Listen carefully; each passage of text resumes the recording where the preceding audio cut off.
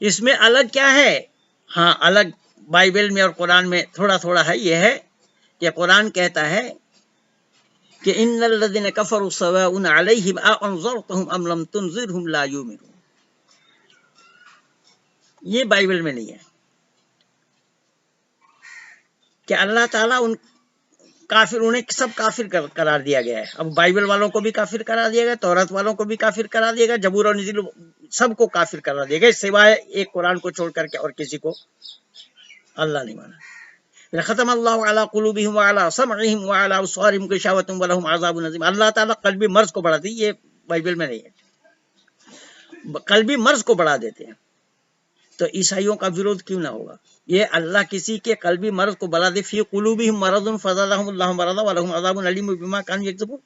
आपने सुना अभी जो सूरत के जो एक इस्लाम के मानने वाले लोग मेरे टच में आने के बाद उन्होंने इस्लाम को अलविदा कह दिया। एक दो नहीं, ऐसा पाकिस्तान में भी बहुत सारे हैं, बांग्लादेश में बहुत सारे इस्लाम को अलविदा कह दिया है, और अमेरिका में भी बहुत सारे अलविदा कह दिया है।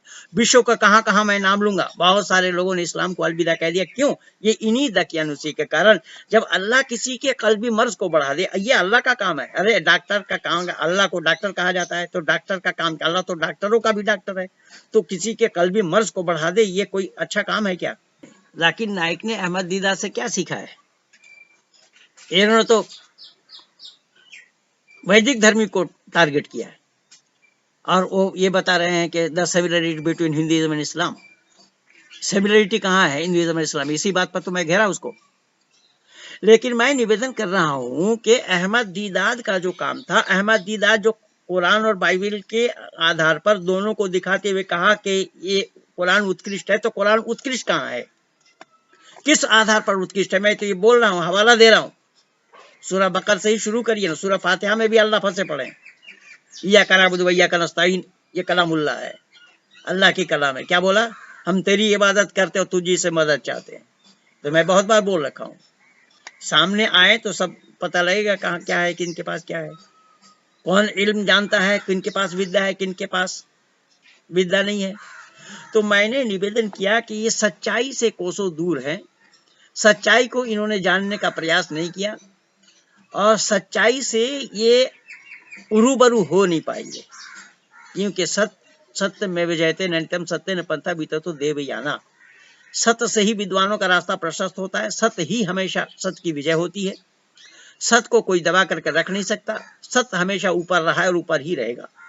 इसीलिए जो एकेश्वरवाद वेद में है, वो एकेश्वरवाद कहाँ है? कुरान में कहाँ है? बाइबल में कहाँ है? त्रिपिटक में कहाँ है? जिंदाविस्ता में कहाँ है? बिज्जक में कहाँ है? गुरु ग्रंथ में कहाँ है?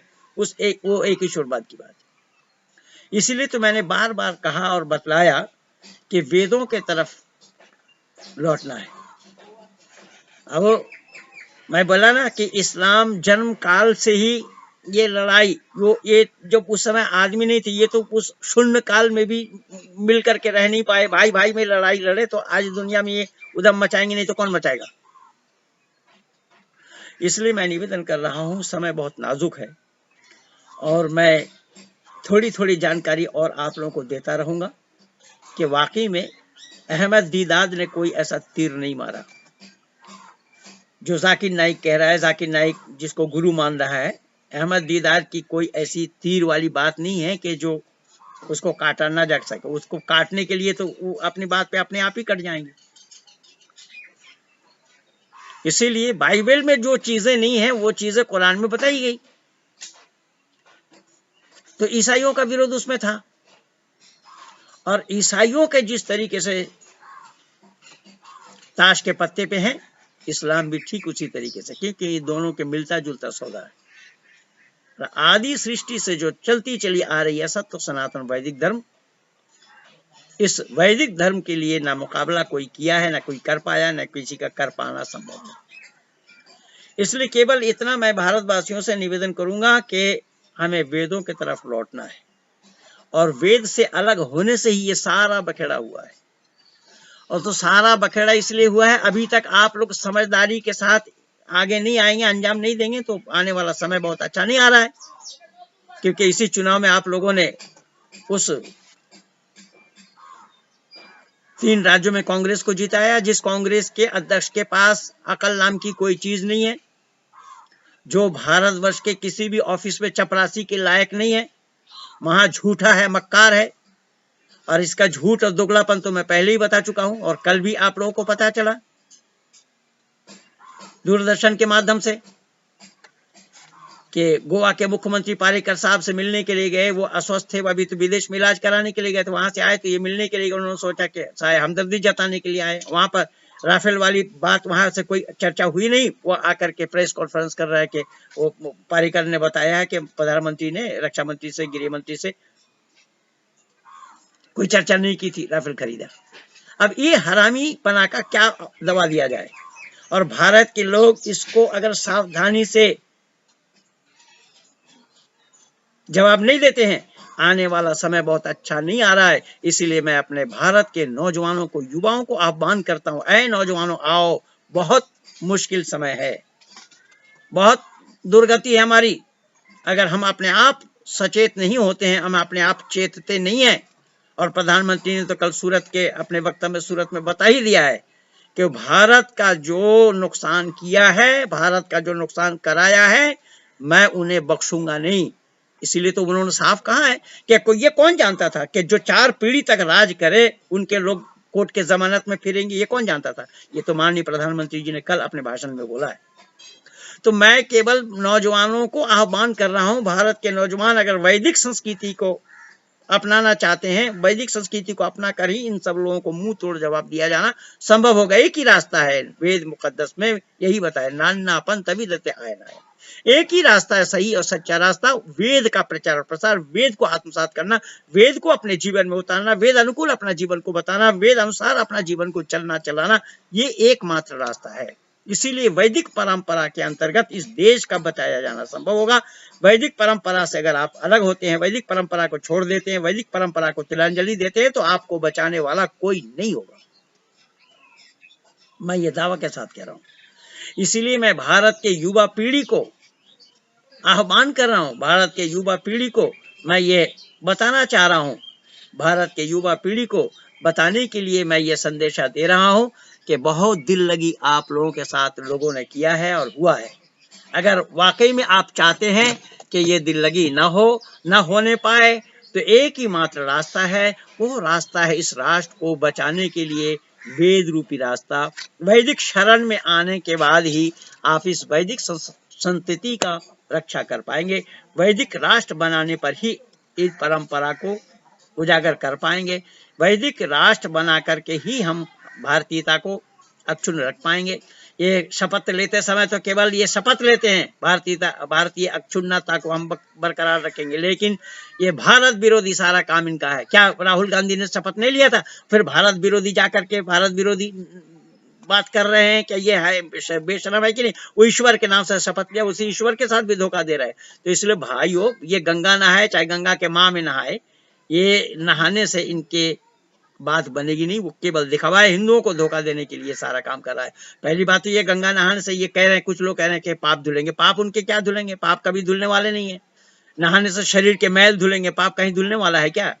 अभिर्गात्राणि शुद्धति मनः सत्येन शुद्धति विद्यातापोभ्याम भूतात्मा बुद्धिर ज्ञानेन शुद्धति। नहाने से शरीर के मैल धुलेंगे, पाप नहीं धुलेंगे, ये मान्यता ही बिल्कुल झूठ है। इसलिए बंधुओं, मैं भारत के युवा पीढ़ी को आह्वान कर रहा हूं, भारत के युवा पीढ़ी को बुला रहा हूं, इस बागडोर को संभालने के लिए आओ। आपके सिवा और कोई संभालने वाला नहीं है। इसीलिए नौजवान चाहिए, 1-2 जवान नहीं, नौजवान। और 9 की संख्या जो है वो परिपूर्ण है, पूर्ण है, उसमें से घटने बढ़ने का कोई सवाल ही नहीं है। 9 की पहाड़ आप पड़ जाइए, 9 से लेकर के 9 का 9 से लेकर के और 9 9 81 तक आप जोड़ते जाइए, सब जगह 9 ही पाएंगे। इसलिए मैं विनती कर रहा हूं कि इस भारत को बचाने के लिए ही समय आया है। ये 19 बार नहीं आएगा। इसलिए इस 19 में ही आप लोग दिखा दीजिए, भारतवासी, आप लोगों के सिवा कोई बांग्लादेशी आकर के हमें दिखाएगा नहीं। इस भारत को बचाने के लिए पाकिस्तान वाले नहीं आएंगे। पाकिस्तान वाले तो हमेशा चाह रहे हैं कि हम तो इनसे लड़ के लिए हैं पाकिस्तान, अब आराम से कश्मीर भी ले लेंगे, भारत भी ले लेंगे। तो ऐसे इन मुसलमानों को भी जानने का प्रयास करें कि जो जन्म काल से कभी शांति से रहा नहीं, जो भाई भाई में लड़े, भाई भाई एक दूसरे को मारा, तो जब सगे भाई को मार सकते हैं ये, तो हमें आपको बख्शेंगे क्या? इसलिए हिंदुओं कान खोल करके सुनो, ये दकियानुसी पना का काम छोड़ो। ये तुम्हारा दकियानुसी के कारण ही ये भारत बर्बाद हुआ है। ये भारत देश में जो मुसलमानों का और ईसाइयों का बोलबाला हुआ है, वो केवल और केवल तुम हिंदुओं के अदूरदर्शिता के कारण।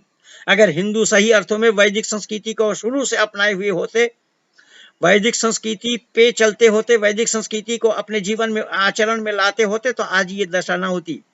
इसलिए यही समय आया है, मैं बता रहा हूं कि 19 बार बार नहीं आएगा, इसी 19 में ही आप लोगों को मजबूती के साथ इस देश को संभालने के लिए एकजुट होना। अगर आप एकजुट हो जाएंगे, अगर आप एकत्रीकरण अपने में करेंगे, तो कोई आपको हिलाने वाला नहीं होगा। लेकिन मैं आज को आपको बता देता हूं, उस दिन मैं बोल नहीं पाया था कि ये इस्लाम और कम्युनिस्ट ये दोनों बराबर है भाई। मैं बोला ना कि जब इस्लाम के मानने वाले लोग यहाँ आए, देश के लोग सशक्त थे, इस्लाम का प्रचार नहीं हो पाए, वो चले गए ताशकंद में भारतीय लोग और पहुंचे हुए थे, तो उन्होंने पूछा कहाँ से आ रहे हो? तो भारत से आ रहे। भारतीय तो लिबास नहीं है। बोले नहीं, हम तो अरबियन है, अरबी लिबास है। भारत में क्यों गए थे? इस्लाम का प्रचार करने गए थे। फिर क्यों आए? तो बोले इस्लाम का प्रचार वहां नहीं हो पाया, वहां के लोग दृढ़ संकल्पी हैं, मजबूत हैं, इसलिए हम वहां प्रचार नहीं कर पाए। तो बोले भारतीयों ने कहा कि भाई अगर इस्लाम का प्रचार भारत में नहीं हुआ तो विश्व में कहीं नहीं हुआ। बोले गए तो हम थे, उन मौलानाओं का गए तो हम थे प्रचार करने के लिए, पर कर नहीं पाए, तभी तो छोड़ा है। तो बोले क्या खूबी है भारत में नहीं होगा तो इस्लाम का प्रचार कहीं नहीं होगा दुनिया में? तो भारत ही एक ऐसा मुल्क है जिस मुल्क के लोग सांप को भी दूध पिलाते हैं। हिंदुओं कान खोल करके सुनना, जिस नागपंचमी में तुम सांप को दूध पिलाते हो, वो सांप को जब मौका मिलेगा वो डसेगा, डसने में तुम्हारे में जहर प्रवेश करेगा। ये अकल आज तक तुम हिंदुओं को नहीं आई है। उसने बोला तो फिर? बोले चलो मैं तुम्हें सहयोग दूंगा। बोला आप कैसे सहयोग देंगे? मैं तो मुसलमान हूं, आप हिंदू हो। उसने बोला आपने हिंदू कह दिया मुझे। बोले फिर? बोले मैं हिंदू नहीं हूं। बोले फिर क्या है? बोले कम्युनिस्ट है। इसने बोले ये तो और गजब की बात है, हम तो वहां प्रचार नहीं कर पाए थे। अल्लाह ने कुरान में कहा इन्नल्लज़ीना तवफ़्फ़ाहुमुल मलाइकतु ज़ालिमी अनफुसिहिम क़ालू फ़ीमा कुंतुम क़ालू कुन्ना मुस्तज़अफ़ीन, कि जहां प्रचार नहीं हो रहा तो उस जगह को छोड़कर और जगह जाकर प्रचार करना चाहिए। वहां प्रचार नहीं कर पाए, यहाँ आ गए, आप कह रहे हैं वहीं चलो।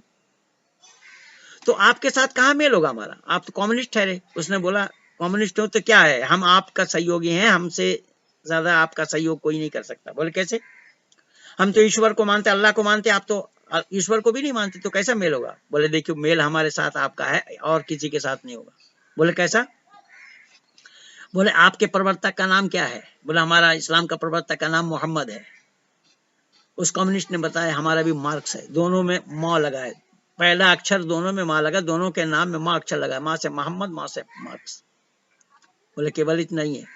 आपके धर्म ग्रंथ का नाम क्या है? बोला कुरान। बोले उस कम्युनिस्ट ने बोला कि हमारा भी धर्म ग्रंथ है, उसका भी पहला अक्षर का है, का से कम्युनिज्म मैनिफेस्टो, का से कुरान। बोले केवल इतना ही नहीं है, और भी हम मेल रखते हैं। क्या मेल है?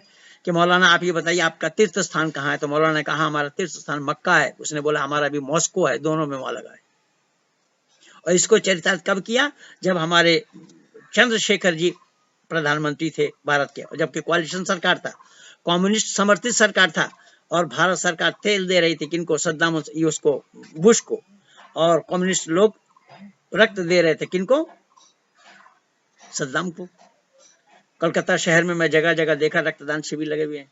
मेरे एक मित्र ने पूछा कि साहब ये रक्त जो भेज रहे हैं सद्दाम को, ग्रुप का मेल हो जाएगा? मैंने कहा मुझसे क्यों पूछ रहे? बोले आप मेरे साथ हैं, मैं किनसे पूछूं? तो मैंने कहा सुनो, मैं बहुत पहले एक फिल्म की किस्सा कहानी मैंने अखबार में पढ़ी थी, उस किस्से के साथ मेरा किस्सा मेल खा रहा है। बोले क्या? कि एक जंजीर फिल्म बनी थी जो अमिताभ बच्चन, जया भादुड़ी और प्राण, ये सब लोग उसमें रोल करने वाले में से थे। अमिताभ बच्चन उसमें पुलिस इंस्पेक्टर का रोल करता है और प्राण वो गुंडागर्दी करता है। लेकिन इत्तेफाक की बात है कि प्राण के साथ, गुंडा के साथ अमिताभ बच्चन पुलिस इंस्पेक्टर की दोस्ती हो गई। जो और गुंडे लोग थे वो पुलिस इंस्पेक्टर को मारना चाहते थे। एक दिन गोली चलाई तो पुलिस इंस्पेक्टर अमिताभ बच्चन के पांव में लगी गोली। ये किस्सा है फिल्म में, लगी नहीं गोली। ये तो सब यही कलाकारी करते हैं ना, नचनिया लोग। तो ये हॉस्पिटल में भर्ती हो गए। जब खान को पता लगा, देखने के लिए गए, तो देखने के लिए गए, डॉक्टर ने बताया खून नहीं, आप कहीं से ला करके दो। खान ने हाथ बढ़ाया, डॉक्टर मेरे खून के साथ इसका ग्रुप नंबर मिला, अगर ग्रुप नंबर का मेल हो जाता है, जितना खून चाहिए लेकर चढ़ा दे। खान डॉक्टर ने ऐसा ही किया, सिरिंज भरा, ग्रुप नंबर मिला, इत्तेफाक से ग्रुप नंबर का मेल हो गया। या ग्रुप नंबर का मेल हो गया तो खान ने खून दिया, कुछ देर तक आराम किया। वहां से जब निकलने की बारी आई, निकल कर जाने लगे, तो डॉक्टर ने पूछा, खान साहब ये तो बताओ कि आप एक मुसलमान हो, आपका दोस्त हिंदू है, आपके ग्रुप नंबर के साथ इसका ग्रुप नंबर का मेल कैसे हुआ? उस जंजीर फिल्म में प्राण रूपी खान ने बताया था, क्या डॉक्टर, ये शेर का खून शेर से नहीं मिलेगा तो क्या गिदड़ से मिलेगा? मैं अपने दोस्त से भी यही कहा, ये कम्युनिस्ट पार्टी देश के गद्दार हैं और सद्दाम हुसैन भी गद्दार हैं, तो गद्दार का खून गद्दार से नहीं मिला तो क्या राष्ट्रभक्तों से मिलेगा? यही कम्युनिस्ट लोग हैं जिन्होंने तूजों का गुप्तचर कहा था नेताजी सुभाष चंद्र बोस जैसे भारत माँ के लाल को। जो नेताजी सुभाष चंद्र बोस ये कह रहे थे कि भारतवासियों आप हमें खून दो, हम आपको आजादी दिलाएंगे, आज तक उन भारतवासियों को पता लगने नहीं दिया इन कांग्रेसियों ने कि वो सुभाष बोस गए तो कहाँ गए थे। यही जवाहरलाल नेहरू ने कहा था कि अगर वो भारत आते हैं मैं नंगी तलवार से उनका स्वागत करूंगा। और मोहनदास करमचंद गांधी ने उनको जीतने के बाद भी उनसे त्यागपत्र दिलवा लिया, सीतारमैया की हार मेरी हार है ये कहकर। यही कांग्रेस के लोग हैं जिन्होंने गद्दारी की है। और ये उस नमक आंदोलन को भी कल मोदी जी वहां दिखाए, कल गए भी थे वहां दांडी में। उन दिनों में तो अंग्रेजों ने भारतीयों पर नमक बनाने में प्रतिबंध लगाया, हमारा देश हमारा सागर, हम नमक नहीं बना पाए, प्रतिबंध लगाया। तो उन दिनों में आंदोलन किया था मोहनदास करमचंद गांधी ने।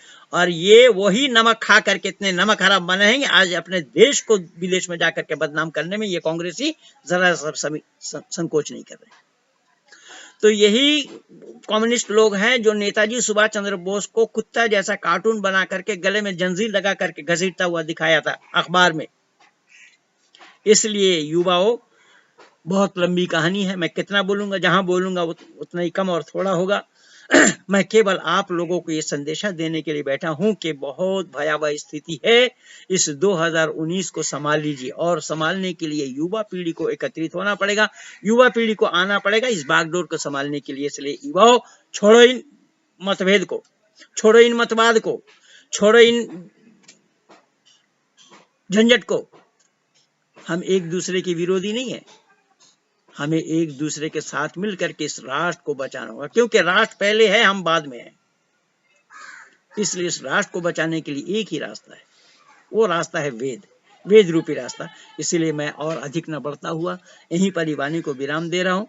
अहमद दीदाद के बारे में जो मैं बताया, कुरान से कुछ हवाला दिया, कुछ प्रमाण दिया, बाइबल से भी बोला, तो कुरान और बाइबल ये दोनों ईश्वरीय ज्ञान का सिद्ध करना संभव नहीं होगा। इसलिए आप देख रहे हैं, आप पे एक बात मैं जाते जाते और भी बोल दूं, जब आप लोगों को ये पता है कि ईसाई लोग मेरे पीछे रुपया लेकर के पड़े हैं, लाखों लाखों करोड़ रुपया मुझे देने के लिए तैयार है कि मैं राहुल के नाम का प्रचार करूं, और उस पादरी कैरी ने यह भी तो बताया कि आपको राज्यसभा का सदस्य बना देंगे कांग्रेस की ओर से, आपको पास्टर बना देंगे, आदि आदि ये सब बोला है। ये राहुल के नाम से ये लोग प्रचार क्यों कर रहे हैं? और ये भारत के हिंदू कहलाने वाले, ये अकल के दुश्मन, ये नहीं समझ पा रहे हैं कि उसी राहुल को समर्थन कर रहे हैं।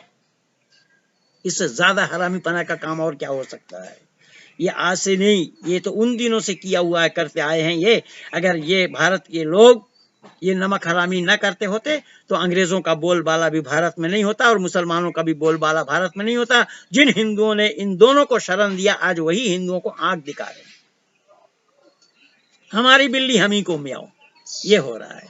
इसलिए हिंदुओं, चेतो, जागो, कुंभकर्ण के निद्रा में मस्त हो, राम के वंशज हो, राम के वंशज बनो। और राम के मंदिर बनाने के लिए देखो क्या पापड़ बेलना पड़ रहा है, अरब वालों से पूछ करके आप मंदिर बनाओगे। ये क्यों हुआ? ये आपकी कमजोरी है। आपने भाई कहा, उनको शरण में दिया, लेकिन भाई अगर आपके होते, ये तो मैं बोला वो अपने भाई भाई से वहां लड़ते, वो तो जन्म से ही लड़ते आ रहे हैं। क्या आपके भाई कब हुए हैं? जे अपने बहन के ही भाई नहीं होते तो तुम्हारे भाई कहां से होंगे भाई? इसलिए मैं कितना बोलूंगा, जितना बोलूंगा उतना ही कम और थोड़ा होगा। पर मेरा खेल चालू हुआ है, मेरा खेल चालू ही रहेगा। 36 वर्ष तक मैं यही काम करता आ रहा हूं और ये निरंतर चलता रहेगा। आप लोगों से विनती यह है कि 19 बार बार आना नहीं है, 19 एक बार आया है, इस 19 को संभाल लीजिए, आने वाला समय और भी संभलते चले जाएंगे। एक दो प्रमाण आप लोगों के सामने आ ही चुका है, और माननीय मोदी जी ये कह भी रहे हैं कि भारत के लूटने वालों को मैं अंदर पहुंचा कर ही रहूंगा। बोले मैं इसलिए नहीं करता कि लोग देखते, अगर मैं चुप होता तो हमारे झोली में भी कुछ आया हुआ होता तो हम चुप रहते। हमने अपना झोली तो रखा ही नहीं। इसलिए आने वाला वीडियो मेरा एक शानदार और आ रहा है, मैं रविवार को बताऊंगा क्या है वस्तु स्थिति, क्या है मूल बातें। इन्हीं शब्दों के साथ मैं यहीं पर वाणी को विराम दे रहा हूँ। आप सब लोगों को बहुत बहुत